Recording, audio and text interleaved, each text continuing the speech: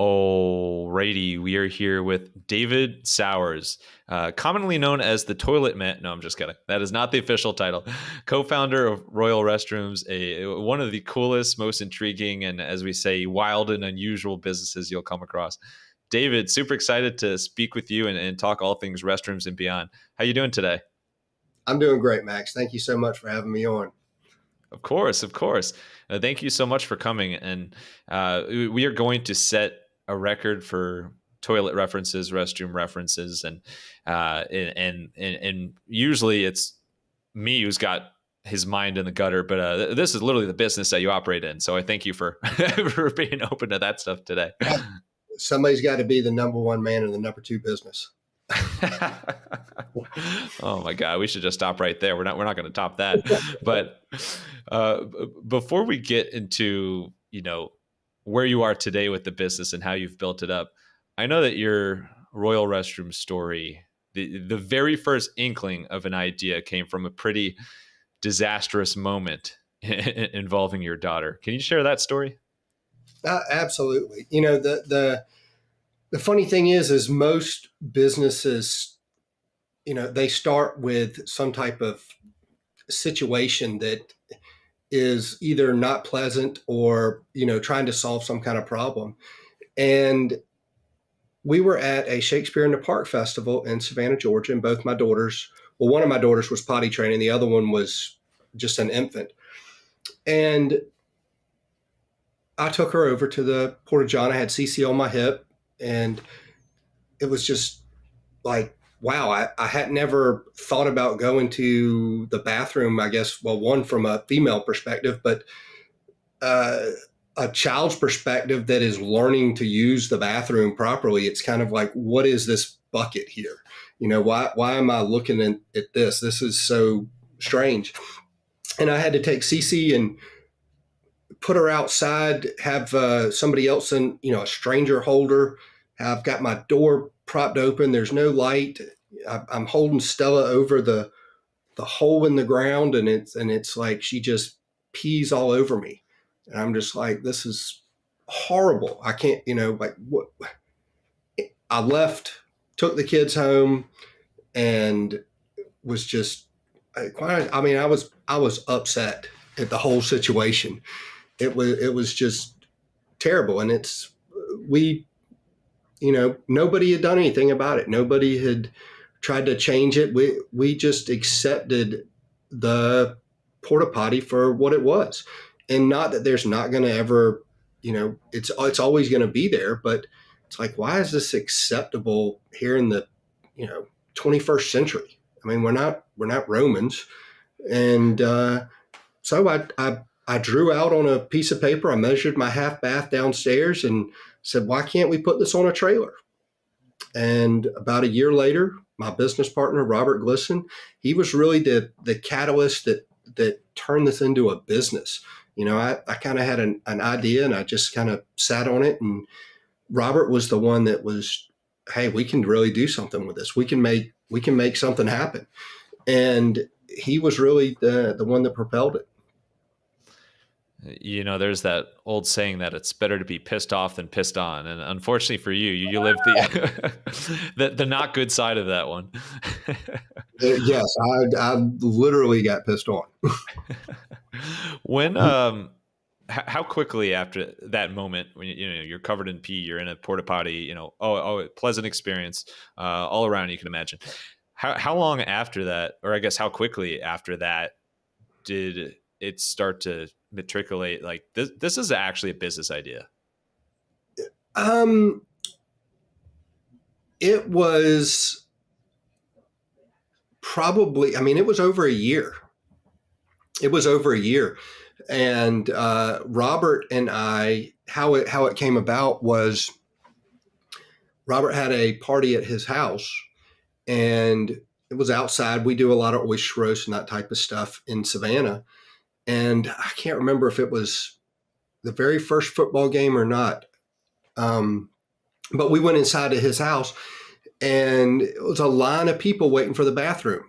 So we walked outside to go use the tree, or in this case, the side of his house. And I was just like, man, my little bathroom idea would be great for this. And talked to him about the shared with him what I had kind of talked about. I hadn't shared it with anybody else. And we sat up all night long drinking on his dock, talking about what we can do and how we can do it and all that. And the next day, before he got it for church, he knocked on the door and was just like, how much money do you think it'll really take us to start this thing? And we literally started that Monday. Happened on a Friday or Saturday night, and we started the process the next day. Now, this is a very important detail. What was it that you were drinking while you were brainstorming on this? I was drinking either Amstel Light or a Crown and Ginger. Well, a crown and ginger, a crown kind of hints itself. I think maybe it subtly pointed to some royalty there. So we'll have to credit them or Amstel with having a part in the foundation of this business, which has grown and grown and grown there. And after you had that brainstorm and that long night of talking on the porch, what was your professional situation at that point otherwise? Like, did you have another job at the time, or what did that look like? Oh, yes. I was a vice president of a local bank in commercial lending, business lending. And Robert was an environmental engineer at another local firm. So, when all of this started, it was just kind of a side hustle. It was just a small gig. People thought we were kind of crazy in what we were doing. And Robert and I we were having a good time. It was getting us out of the house on the weekends, and we were going to different parties and festivals that we didn't even really know were in Savannah. And it was kind of like breathed a little life into us. We were both, I think I was 28 or 29 when we started, and Robert's a year or so older. So we were right there at that 30 benchmark, where it was kind of getting, I guess, status quo, and this business kind of spicing things up. It kind of, it changed things for us. Spicing things up is putting it lightly. So let's get to that spicy. I don't know if we want to keep using that word. Let's get to that Royal Restroom story. So, flash forward, you've built an incredible business, got locations, franchisees, you're franchising all over the country. You worked at some of the coolest events in the world. At some point, you needed to decide to go all in on this business in the first place.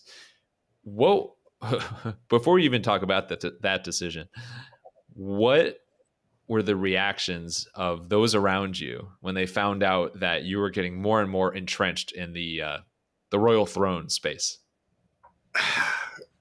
Well, back in the day, if you can even say that now, Robert and I have very much had a kind of professional lifestyle. And this was kind of considered, the portable restroom industry, the porta potty business. And I got essentially asked, do I want to be in the porta potty business or do I want to be a banker? And, you're not going to be in the porta potty business and be a banker at the same time. You got to choose. So I kind of had that decision made for me, and it wasn't too long after that Robert did too. So we jumped, full steam into this because all of a sudden we have a family to support. We have debt. We have, we didn't know what was going to happen because we were changing kind of the course of the sanitation industry. There were no other businesses like ours. So, we were pushing the boundaries of what was expected and changing things. So of course we had major opposition. to everybody. Nobody wanted to pay for what we had. They wanted what we had, but then they wanted it for a porta potty price. And you're just like, you get so much more. We have a real functioning restroom. Like, we bring a whole nother element to your event and festival. Like, it's kind of a luxury if you compare it to a porta john. It's not really a luxury if you compare it to a regular bathroom, because it's the same thing. So, we were trailblazing there for a while.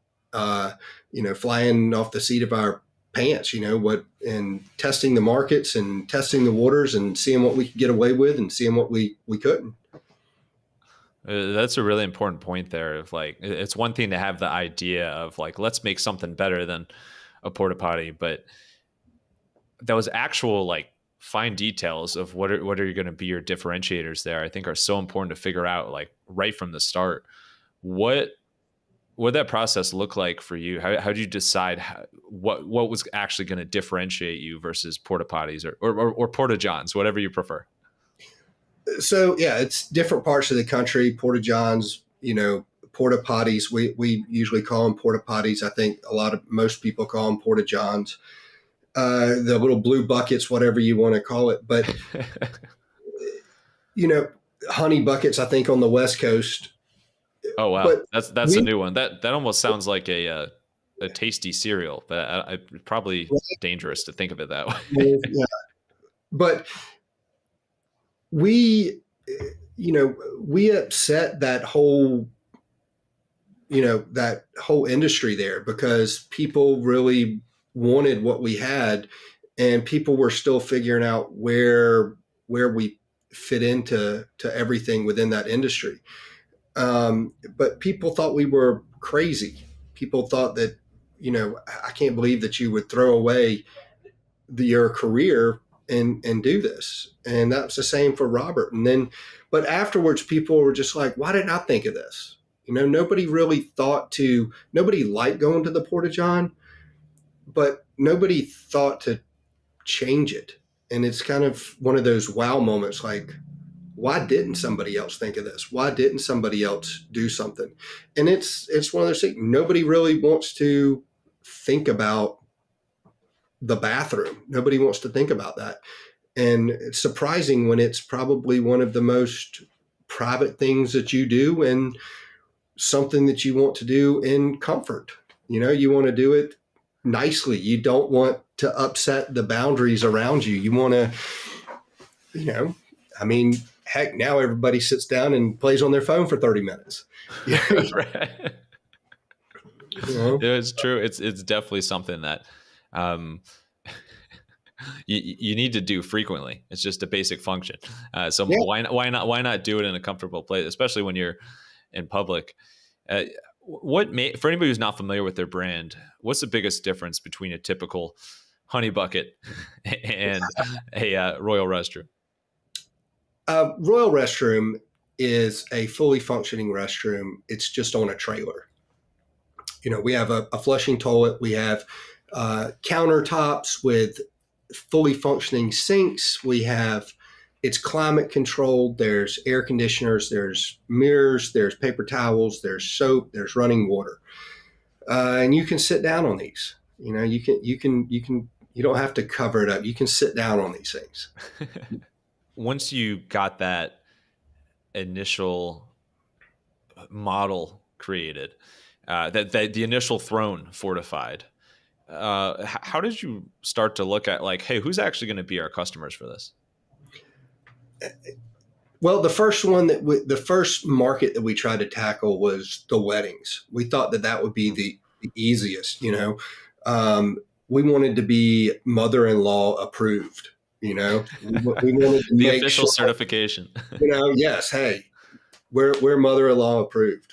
But no, we thought that would be the easiest market to go after first, because everybody, people spend thousands upon thousands of dollars now on a wedding. I think when we first started, the average wedding was, I don't know, $10,000 or $8,000. Now it's more like $30,000, $35,000.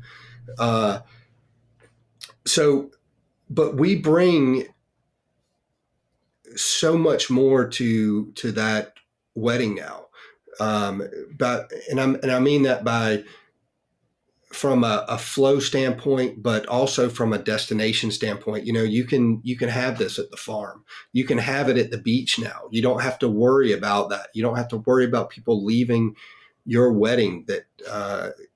But not only that, the bride can go in there. It's big enough that she has enough room, or he has enough room to do what is necessary in the bathroom without feeling icky.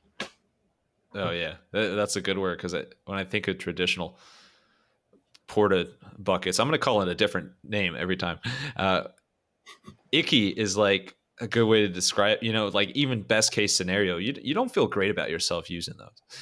No. So when you look at, you know, I mean, weddings is a great industry, and that makes sense. That there's always going to be weddings. There's always going to be a ton spent on weddings. There's always going to be lots of people at weddings that need to use the restroom. So that's kind of a no brainer. Looking today at like a snapshot across the different industries you're in, what else are some common areas, or common restroom needing spaces that you supply? Oh, wow. Well, just about everything now. We branched out. We have branched out from festivals to grand openings to nonprofit events to fundraisers, but uh, emergency response, and a large part of our market of late has been long term kind of business remodels. Uh, you know, the OSHA requires so many bathroom facilities to be in a building, and a lot of these older buildings haven't been updated to current uh, laws or standards, and a lot of times they need additional facilities to support the staff that they have. Or like a Home Depot or a Lowe's remodel, whereas it used to take 6-7 weeks to redo a bathroom because they'd redo one bathroom and then the other bathroom and then the other one. Now they can go in and remodel all three of them at the same time and cut their time in half, to 2 or 3 week business remodel rather than having a 5 or 6 week project out there. So restroom trailers have really, they just keep expanding. And, new ideas are brought towards us, and new rental ideas or options are brought every month. It seems like there's something new or something different. Yeah, I mean, there's an endless need for those basic human needs, as we were saying. But it's really nice that you're able to just not go into like the celebratory and more, I guess, for profit space, but also helping out when there are disasters or emergencies or areas like that. Like sometimes you need something quick and you need help. So I know you've done so much wonderful work. Even going back to Hurricane Katrina, just unbelievable Yes. stuff there. Well, thank you. It, of course. Well, thank you. But when you look across, looking back over the years now, which you've been in business for a couple decades, I'll throw you a congrats for that as well. That's awesome. Thank you. But you've gotten into franchising as well, as a way to expand your brand and help out more people in need in different locations. How can you share a bit about for any business that wants to potentially get into the franchiser model? What do you need to do to make sure other people can kind of come up under your umbrella? Well, for our umbrella, you know, it's not a very lengthy process, but you go through the whole FDA process, filling out the forms, reading it, and it's kind of an approval process. And we're kind of picky about who we let into our organization because we're essentially marrying that person. So we want to make sure that they have the leadership qualities that we're looking for. But we want people who are in the long game, in the long game. They want to be in this business for 20 years. They want to see it succeed. They believe in the vision that we have. Because that kind of owner operator, those are the ones who are going to care about the business, who are going to uphold the brand. They're going to uphold the business. They're going to be active in their community, but they're also going, they're the ones who are going to treat your employees like family. They're the ones that are going to make a difference.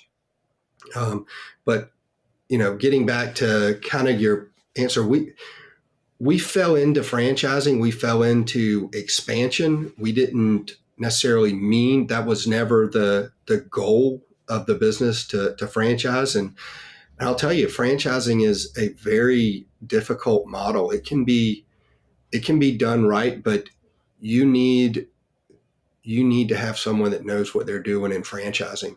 We never did. We never had the money. We never went the capital, the venture capitalist route and put the funding in. Maybe we should have, but it's very hard to be a franchise. It's kind of like having a big family.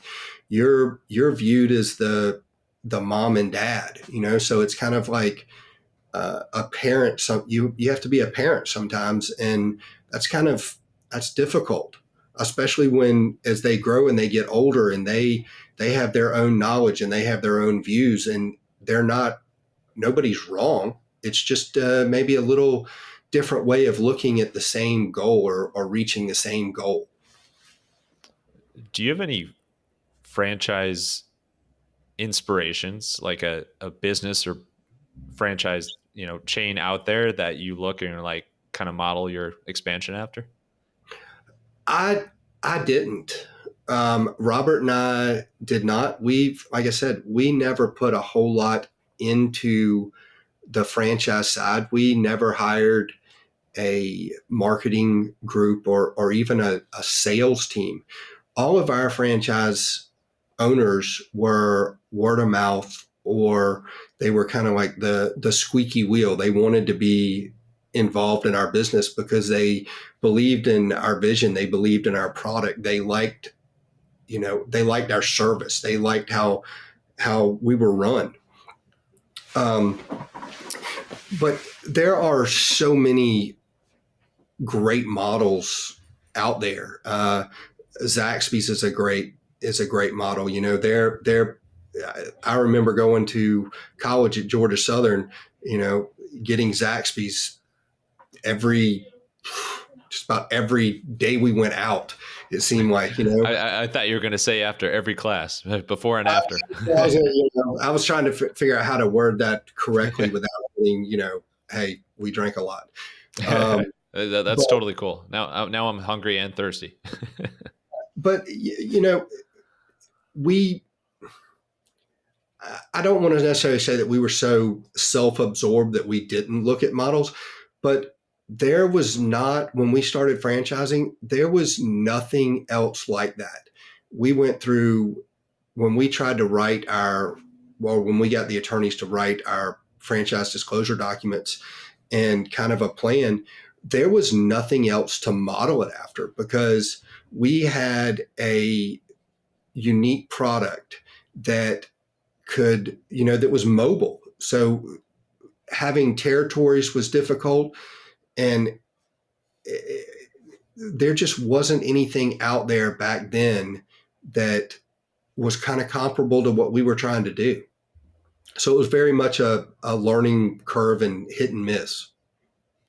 Yeah, I think that's a really cool thing where, and I called myself out in a previous episode for using the term really cool too much. So I have to, slap myself on the head for that. But it is a really cool thing when you carve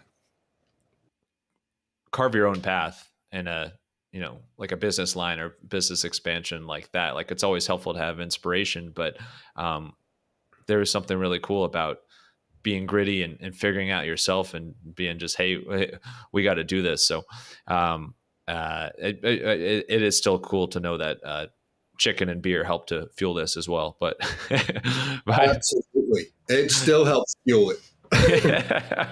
Words to live by. In addition to franchising, which obviously is like, most direct form of expansion, what else has been, you think, the biggest driver of the growth of Royal Restrooms over the years? I think the biggest growth, truly, it happened because of our. It didn't happen because of Robert and I or anything that we necessarily did, but it it happened because of our office owners. That our they in themselves were leaders, but also from employees. I mean, you cannot build a business without good frontline employees, and when you turn our attention to our employees and they see the good that they did, rather than just delivering a trailer or cleaning a restroom, or that they took part in something memorable. They took part in someone's wedding, they took part in a a major sporting event, or they took care of something in a disaster area. That appreciation and that knowledge of knowing that what they do has made an impact on somebody else's life, I think really propels the business itself into another whole nother level. And our growth has happened because of really the service industry. At the beginning it was the products, but our growth in the last 10 years has been our consistency and our professionalism and reliability.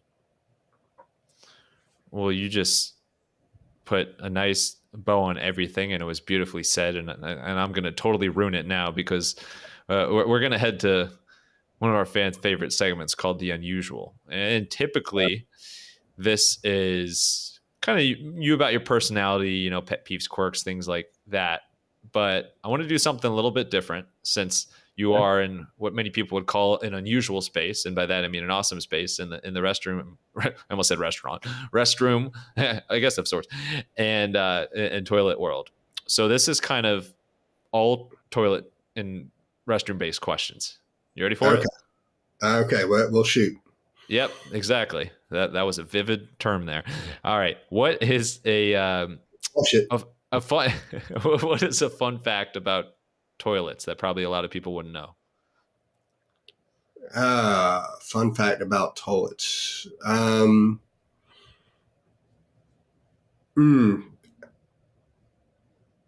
that women are a lot more dirtier than men.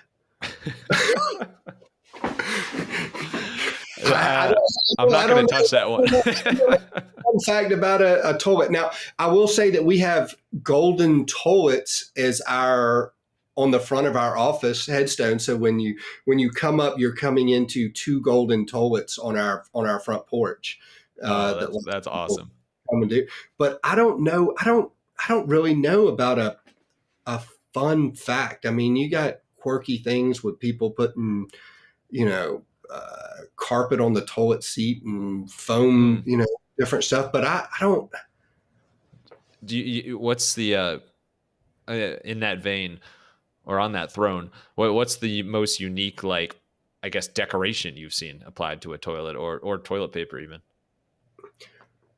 Well, we also have purple toilet paper.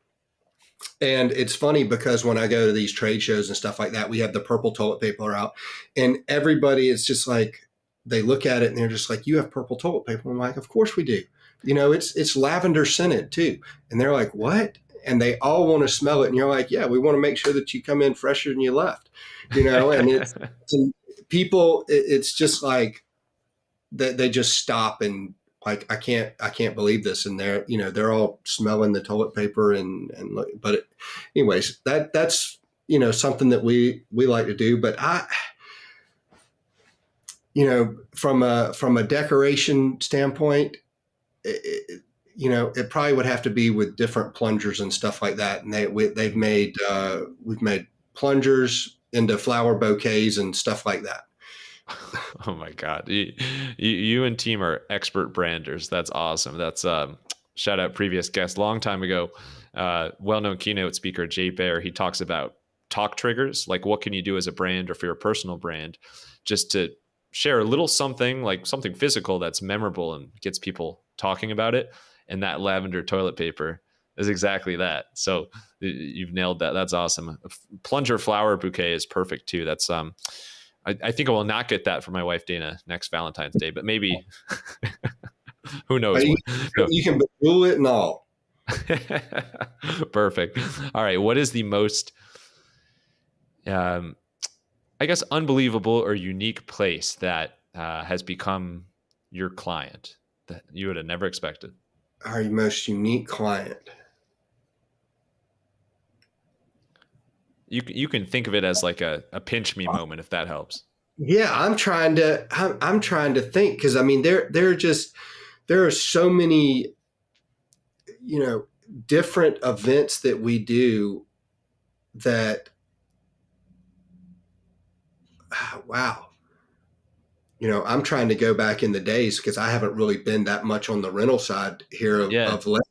But I would have to say that it's probably more like the celebrity weddings and stuff like that when you do them, because you have to go through so many NDAs and they have to pre-approve the bathrooms, and the celebrity brides are walking through it and they're pointing out all these little knickknacks, and you're just like, oh my gosh, come on. It's crazy. But I don't know if I can answer your question accurately.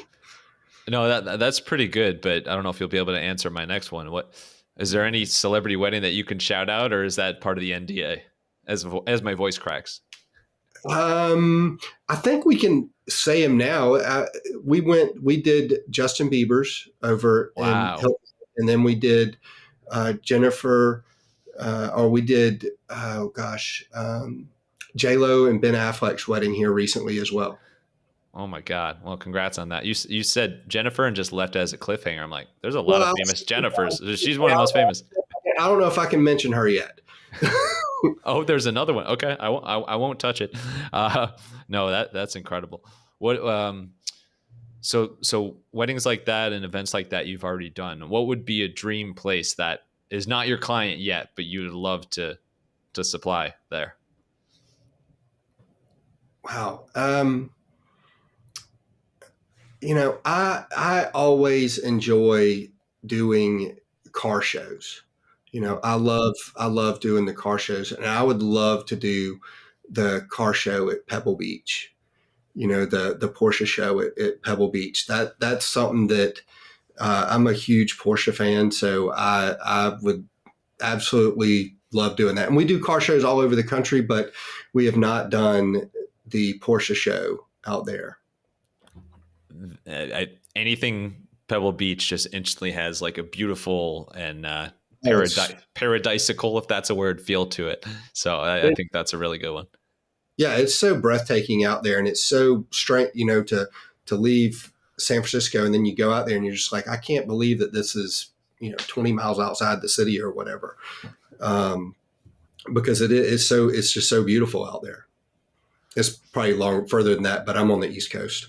Can't remember how long it takes. We're gonna fact check you. We're gonna make you go out with the ruler and confirm. No, all right. As if that wasn't strenuous enough, let's wrap up with some rapid fire Q&A. But this isn't just about toilets and restrooms. This is about anything. So you're off the throne here. I'm off the hook. I don't have to think too hard and collect my own. Exactly. Those are the hardest questions. These are the second hardest. No. All right. Let's get wild. You ready for it? All right. Shoot.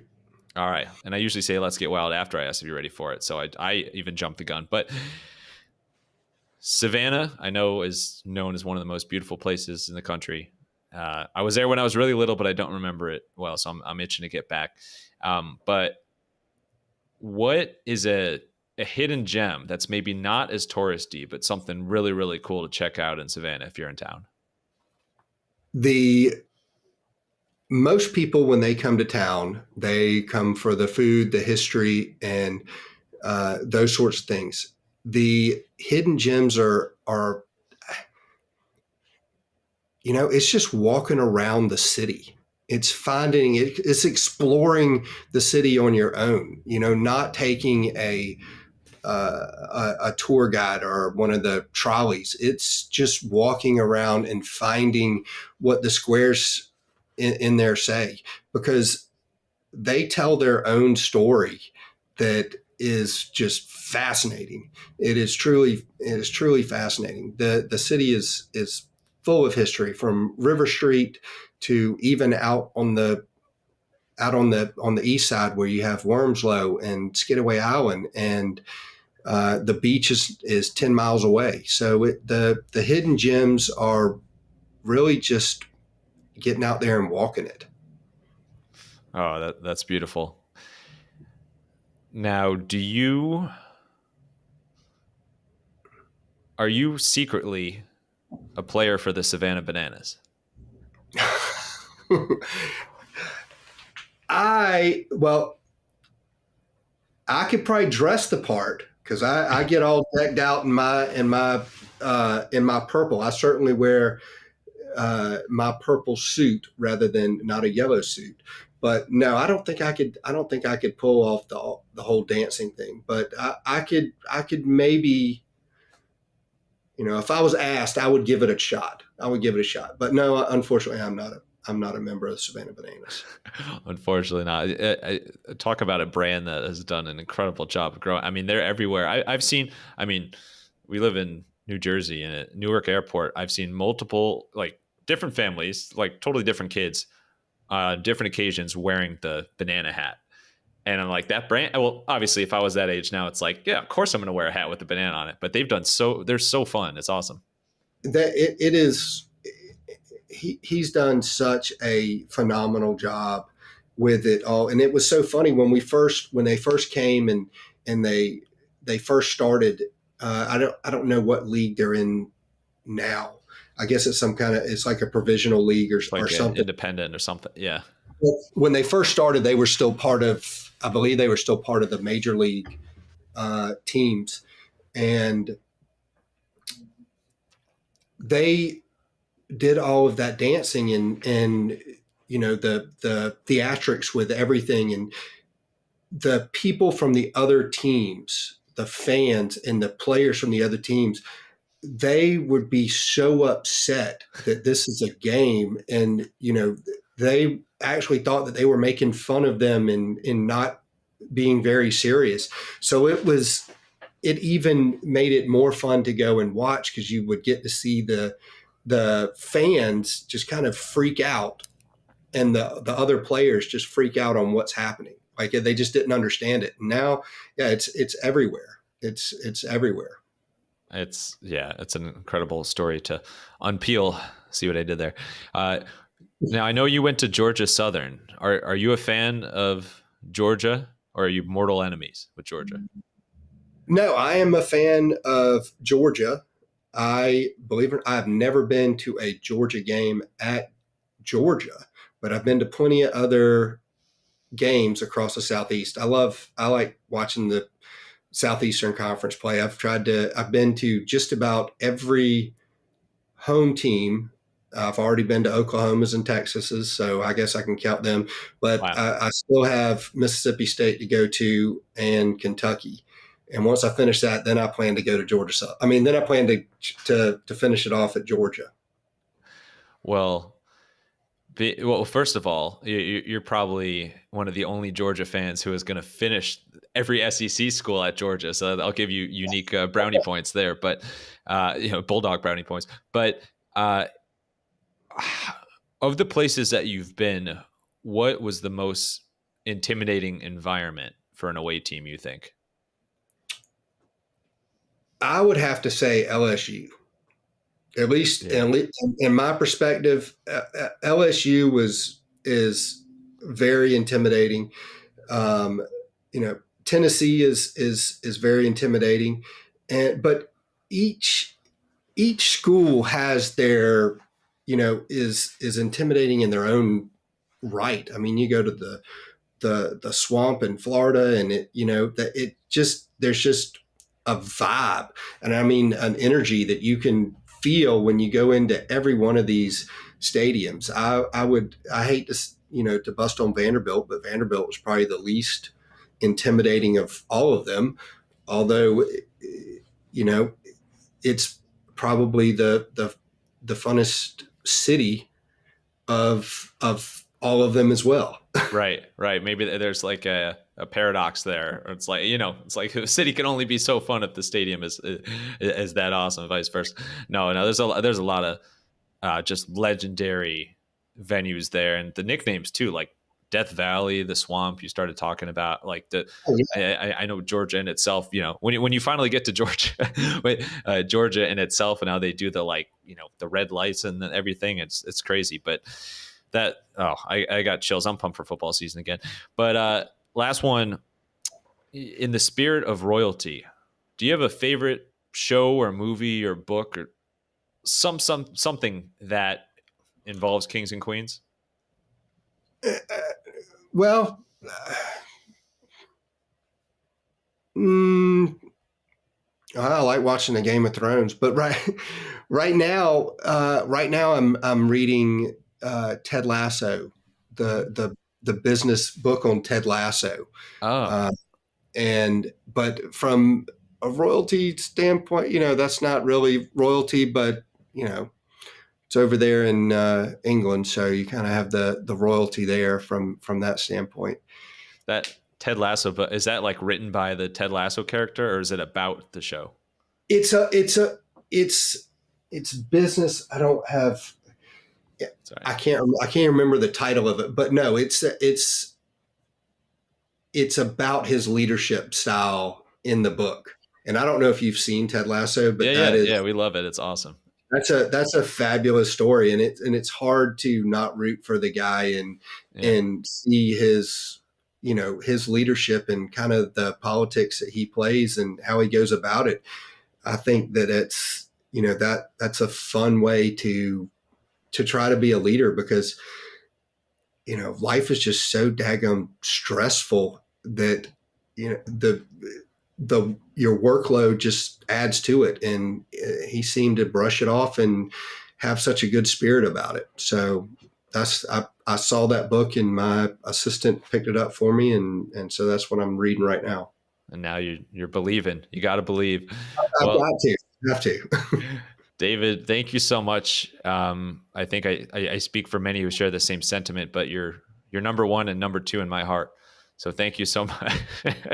No, this is absolute blast. I just absolutely love the niche you've carved and the business you've created, and just an incredible story. And so thanks for coming on today. Where's the best place for people to learn more about Royal Restrooms, and if they want to connect with you online? Yes. Well, we have a brand new website that we just rolled out. So we definitely need the hits, because I've taken a major dump on my website, apparently. You just had to throw one more bathroom pun in there, didn't you? But, that's royalrestrooms.com.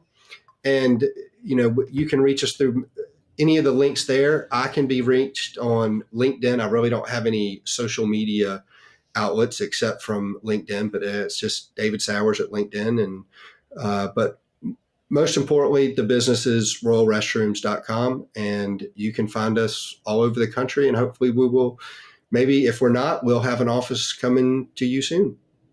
Perfect. Absolutely. And last thing, final thoughts, could be a quote. Well, it could be a Ted Lasso quote. It could be a bathroom quote, whatever you want. Just send us home here.